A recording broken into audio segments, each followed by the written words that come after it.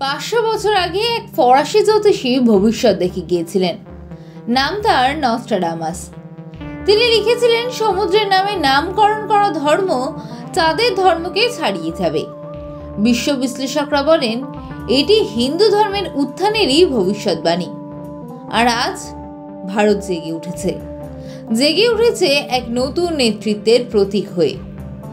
নস্ট্রাডামাস লিখেছেন 27 অক্টোবর 2025 এশিয়ার রাজা হবেন মিশরের সম্রাট।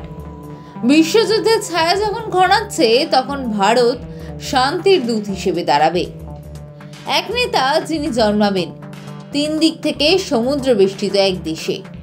এক নেতা যিনি বৃহস্পতিবার ছুটির দিন ঘোষণা করবেন। ভাবুন, ভারত কি সেই দেশ নয়? ভারত কি সেই নেতা জন্ম দেবে না?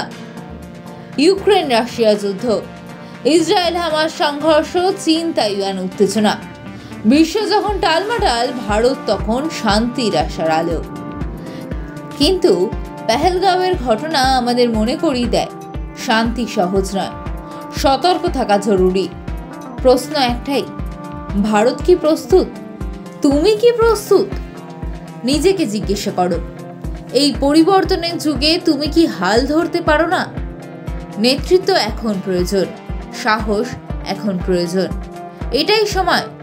ভারত উঠবে, তুমি উঠবে, জগৎ দেখবে ভারত কেবল দেশ নয়, এটাই ভবিষ্যতের ত্রাণকর্তা। Rise India, the world is watching.